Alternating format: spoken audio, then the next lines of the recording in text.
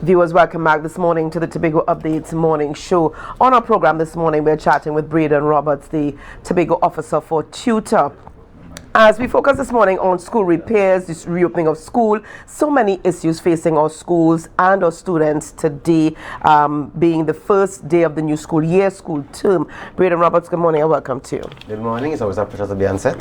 It's good to have you on. Not uneasy as they had that wears the crown. And because of that, you're the guy we have to chat with this morning. But we're looking here at the reopening of school. Today we are having some issues. There's some issues with regards school repairs. The Secretary for the Division of Education indicating that they're not isolated to Tobago schools, that this is caused by the migration to the Office of the Procurement Regulations depositing. I got that right? I want you to speak to that issue this morning here. We see here almost every school year, every school term, repairs that are needed well in advance, taking place 1 week before school reopens, sometimes the first week of school, thus resulting in a delay of schools reopening in Tobago. We understand it happens in Trinidad as well, but we focus on Tobago. Let's talk about what the Secretary of the Division of Education is saying here. I don't want to say blaming, but putting the responsibility on the procurement regulations. All right. Well, and I won't be in a back and forth with the Secretary as we try our very best to work together. Eh? Right. The submission, while it's factual, some of it is unnecessary. If my neighbor's child is bad, that doesn't make my child being bad okay. I need to focus on my child. Right. So as Tobago officer, we will want to know that Tobago has been offered the best. Whether Trinidad schools are bad or worse off, we want to ensure that our Tobago schools are at the best. The issue of financing, we know, is a challenge. We didn't discover it in June or July. We knew that we had the financial challenges. The procurement procedure, I understand, is a new administration. If there are changes, it may take some time, so I could understand. But we have been knowing of the issues of our schools for far too long. To have excuses being given at this time, although we can understand some of those excuses, it's not acceptable. If I could even expound on that, we have our business sector that we will always hope that they can contribute. But contribute to what? So the division need to put out what their challenges are. So if we have $2 and we need 10 million, let persons know in June, in May, so that persons could prepare themselves. Teachers, parents, the community persons who have to work together, NGOs, have an understanding as to what we are likely to face come September. But don't give the impression as we're managing. We put out statement that repairs are going on and all will be well. Because it's not only one school not opening this morning, it's more than one school not opening this morning in Tobago. So we should not be surprised come September if we give the information out in front and we can see how all can assist. Okay. Now there's several schools, as you mentioned, not only one. Scarborough. There's some issues with Scarborough, and the Scarborough PTA is encouraging parents to not send their children out today or even this week. There are schools far east where there are issues. There's no AC, no fans in the schools, and yet teachers and the students alike are expected to come out. Well, it's nothing new, as the Secretary also said.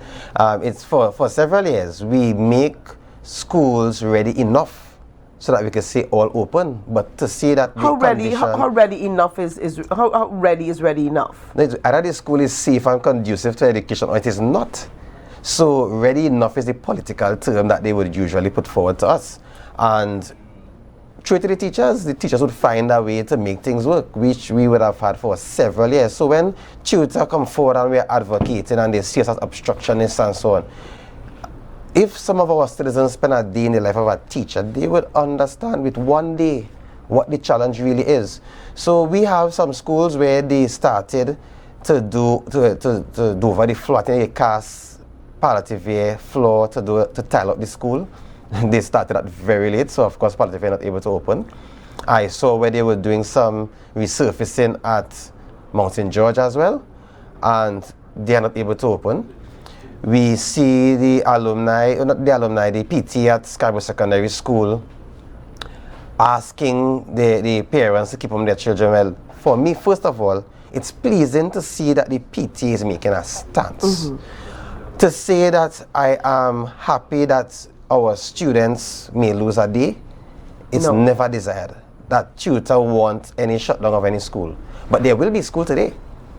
The parents are making a stand. So I don't want it to be said that the principal not having school or the teachers not having school. Teachers are expected to be out at school, and the demonstration of the PTA, we would tutor would be in support of. We hope that the measures of the division would be in a timely fashion so that we don't have repeat actions to take place throughout this term. We don't want to lose a day. We don't want to lose an hour in this term. September to December is usually a critical term, and it's unfortunate that we have already some schools not opening today, and at least 2 schools who are planning actions, where the PTA planning actions for today. Because it's not just Scarborough Secondary. I was told Plymouth Anglican is also having some action, and not certainly the parents are holding true to that. But I'll be going to Scarborough Secondary after this interview to see how things are progressing. But it's only yesterday that contractors went to treat with the perimeter fencing, and from what I understood... Yesterday, Sunday. Yeah, yesterday, Sunday. When I got word of the action of the PTA, I actually did reach out to the division. Let us see how best we could have this addressed, because we don't want to lose a day. And as I would come up in my last submission day, I try my very best to work with the division. So things that come to my attention, we need to have a solution to it. It's not just about protesting or making noise or so. We want things addressed. So we were given the commitment that they were going to try their best to get things done. I don't know what challenges they had logistically, but from what I would have seen, it's yesterday persons went to treat with the perimeter fencing. So let me ask you here. Within the last couple of weeks or so, Trinidad and Tobago has experienced some record highs in terms of the heat. How are teachers and the students expected to come out to schools in classrooms enclosed rooms with no ACs working, no fans being provided? How are they expected to learn? And we're talking about safety here. Yeah. And Scarborough Secondary School, again, there's a dance class that I go to on Saturday evenings. And even on a Saturday evening, it's very hot in the hall. And so this is the hall in Scarborough Secondary In Scarborough Secondary. Right. So you could imagine at 9 o'clock or at 10 o'clock in the morning, in the kind of heat that we are having now. We are hearing about students who would need a little assistance, that they are fainting and so on. So I know that would be an issue to really address at the whole of Scarborough Secondary School, because they just did extensive work there. But there are several other schools where teachers are complaining about the heat, and we are seeing persons now with these fancy little fans and these whatever they're making with paper. But how much can it do? So there needs to be greater injection and a remodeling of our schools, and see how we treat with that. It would not happen overnight. We are even asking for a new school for Scarborough Secondary, and they were looking at all the challenges in all the other schools. Since I was there, and I've left school a few years now. So no administration would have it easy addressing infrastructural issues. Right. So it's not an indictment on the current administration, but you're there now. Right. So just as persons who have issues from 15 years and they come to the Tobago office, I wasn't there when the problem started, but I'm here now and I need to address it. So calling on the secretary is not an attack on her at all. She's just the person there now. That's and right. we will call on her to always address the issues. All right, let's talk a little bit about the CXC, the CAPE and the CSEC results. So we saw that happening just about 2 weeks ago. There have been some issues with regards the results. Some students receiving ungraded, some issues around that, whether work was submitted by teachers or not on the part of the SBAs, but some issues. What are your thoughts on the overall performance of our students? CXC also reported about 9,000 students not having appeared for exams even after registration. Your thoughts on some of those issues? Well, we continue to have an education system that is not meeting the needs of majority of our students. So unless we change that, we're going to have a regression where less of our students are in that top flight where they're performing well. So in the main, when we look at the results, quite a number of students got grade 1s and grade 2s and got 7, 8 subjects. But I usually focus on those who are not getting at least one subject to go through 7 years of secondary school or 5 years of secondary school and come out with nothing is an indictment. So we as teachers, we try our very best. I know that Signal Hill Secondary School, for example, we didn't have their science lab, use of it for years, but we hope that these students who are doing those subject areas would do well. How would they do well? Teachers try their best to see how they can facilitate. Teachers work magic. So it's not so heartening that every year teachers come back out to their school realizing how much extra work needs to be done. I would have been convincing myself to not speak about the curriculum and the changes that is needed because I'm not seeing anything happening there. But if we don't change the way we do things, I don't know if we could expect something different to happen. So we need to have greater working relationship with the division and the schools and the schools and the community, and there needs to be a bridging of that gap because the community is not so into the school programs as they should be. So we have a disjointed education system where it's a lot of content to cram into a short space of time, and we ask teachers to find a way to get it done. All right, I see a viewer sending in a comment here. The perimeter fence comprises the extremities of the compound, and so that does not constitute any danger to life nor limb. So what is the PTA protesting? You mean 20 years of P&M incompetence and neglect? Let's talk about what they're protesting. Let's go back to that part.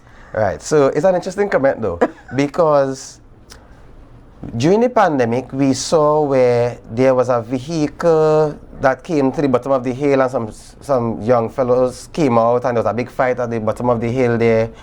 I believe that would have been 2021 or 2022 or somewhere there about. There was a big fight at Scarborough, the foot of the hill to go up Scarborough Secondary School. Now let's say someone enters from the back of the school with an old iron or a cutlass or whatever.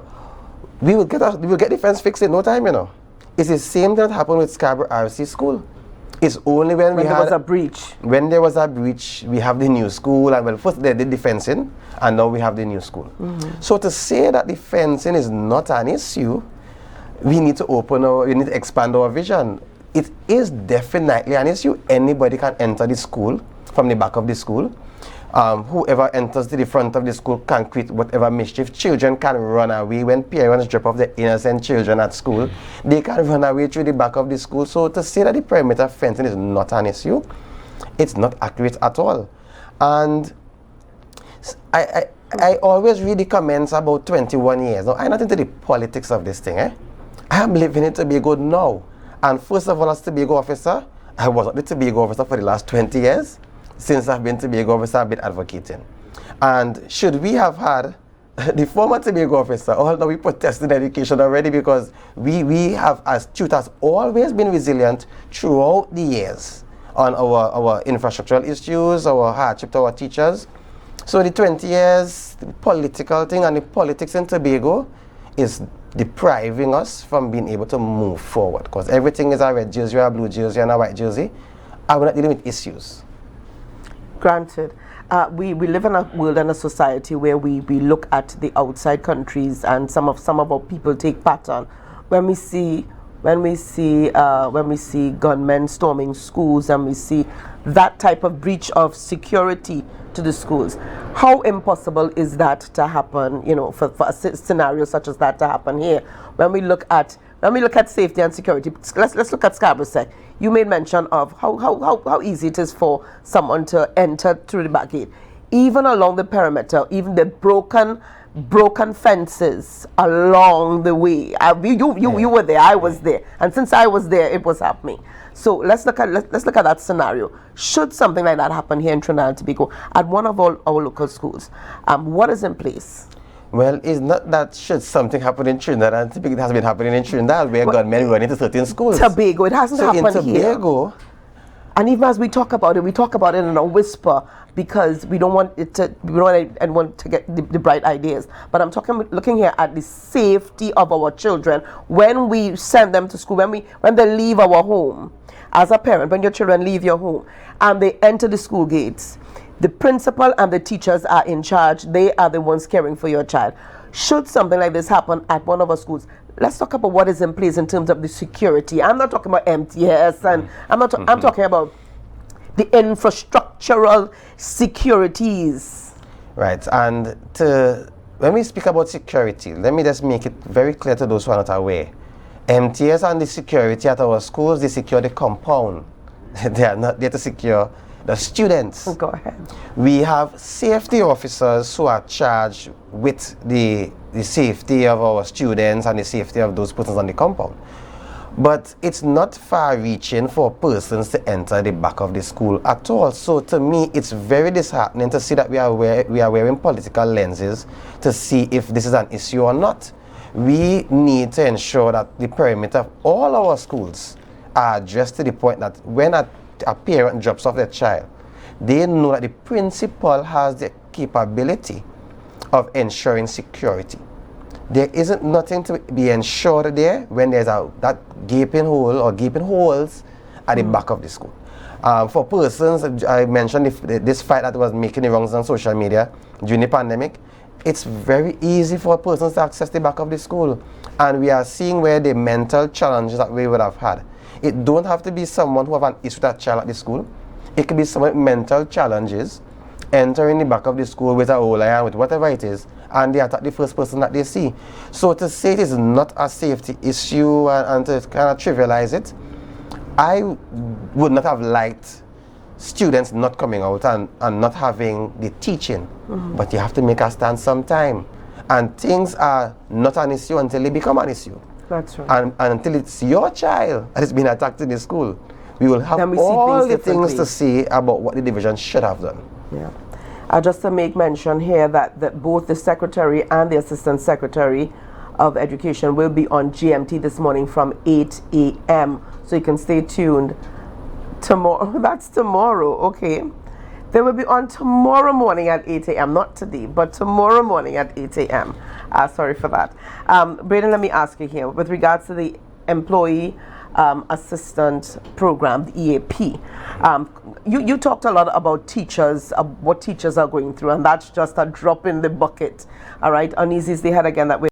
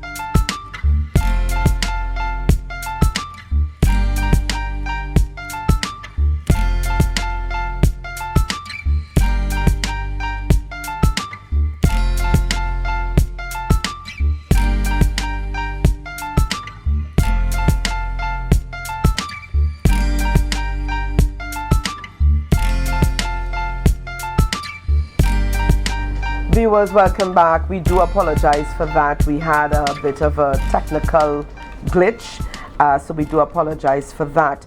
Just before that glitch, we were in fact, we're still speaking this morning with Mr. Bradon Roberts, Tobago tutor officer. We're just talking about the issue here of the Employee Assistance Program. What is in place for to give assistance to teachers who are stressing. You know, you were talking about the return to school with all of these previous issues not being resolved, mental problems, marital issues, personal. What is in place? Exam prep, because exam prep took a toll on a lot of teachers. What is in place for teachers? Well, as you would have mentioned, Employee Assistance Program, the division has a contractual arrangement with Elders Associates. So teachers do have access to that, and for the family members who would also impact the life of the teacher, whatever challenges they may have, also have access to that program as well. The challenge with these programs is that persons see mental health as you're mad or you're crazy, so there's a kind of a stigma towards persons seeking assistance. So to say that we have persons utilizing the programs as we would want it to be, it's sometimes a challenge. So sometimes a principal may want to refer a teacher or give that guidance, and it is seen as a disrespect. So he's telling me I'm crazy, he's telling me I'm mad, you know. So we need to be able to embrace mental health, and mental health is not about being mad or crazy. Sometimes you just need the coaching, and you know, to get your mind, either we say recalibrate the mind and to get going again. So, but some persons are hesitant because we still see mental health as either mad or crazy, and it's not that all the time. Yeah, let me just touch base here, Bradon, with what's happening on the live. So Max James says the same breach can occur through the front and through the security. Bishops does not have a perimeter fence, so what's the quarrel? Let him answer that. Let's find something real to protest about. Julia Brown says, I believe every school should have a fence. Max James says, I agree, but it's not something to close down the school for not having a fence or that type of security, that fence in security. Suzette James says, the children need to refrain from making those holes in the fence. They are compromising their own safety.